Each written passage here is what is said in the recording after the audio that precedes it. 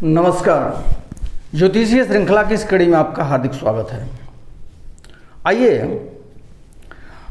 कुंडली के लग्न के फल कथन से संबंधित कुछ और ज्योतिषीय सूत्रों का अध्ययन करते हैं। यदि लग्न में शुभ ग्रह बैठा हो और लग्न पर शोभन दृष्टि भी हो तो जातक बाल्यावस्था से ही सुख प्राप्त करता है, किंतु पाप योग होने से ऐसा नहीं होता है।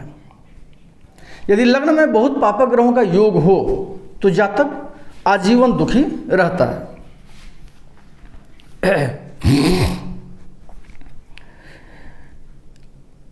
शोभन दृष्टि का अर्थ है कि केवल शुभ ग्रहों की दृष्टि ही नहीं बल्कि लग्नेश की लग्न पर दृष्टि भी शोभन दृष्टि के अंतर्गत आती है। पाप योग का अर्थ क्या है?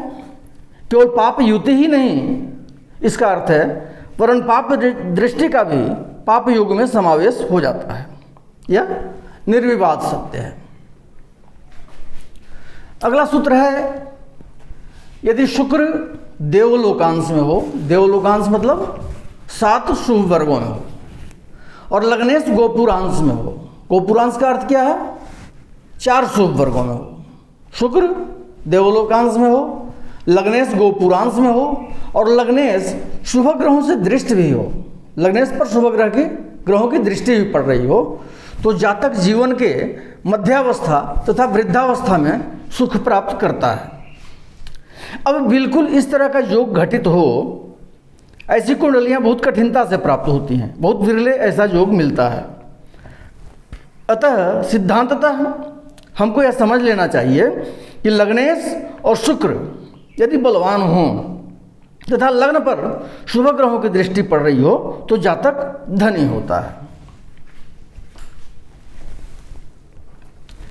अगला सूत्र है कि यदि लग्न में शुभ ग्रह बैठा हो, धन स्थान में पाप ग्रह बैठा हो, केंद्र में भी पाप ग्रह हो, और लग्नेश उत्तमांश में हो, उत्तमांश मतलब 3 शुभ वर्गों में हो, तो जातक को प्रथम वय में अर्थात जीवन के प्रारंभिक काल में दुख होता है और अंत में उसके बाद जातक को सुख की प्राप्ति होती है।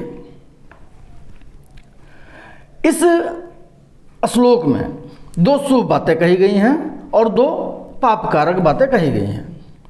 लग्न में शुभ ग्रह होना तथा लग्नेश का उत्तमांश में होना यह शुभप्रद है, और धन स्थान में तथा केंद्र में पाप ग्रह का होना यह पापप्रद है।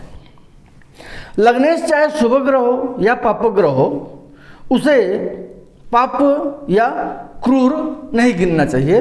लग्नेश हमेशा शुभप्रद होता है।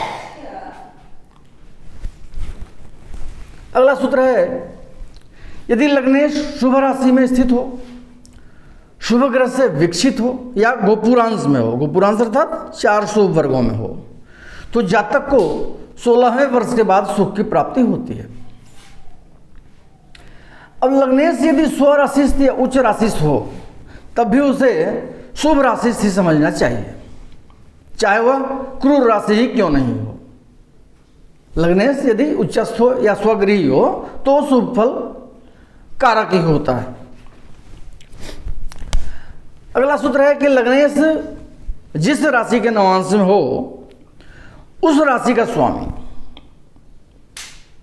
लग्नेश जिस राशि के नवांश में हो उस राशि का स्वामी यदि अपनी उच्च राशि में स्थित होकर के केंद्रस्थ हो या त्रिकोणस्थ हो, अर्थात केंद्र में बैठा हो या त्रिकोण में बैठा हो या बली होकर के लाभ स्थान में एकादश भाव में बैठा हो, तो ऐसी स्थिति में जातक को 30वें वर्ष के बाद सुख की प्राप्ति होती है।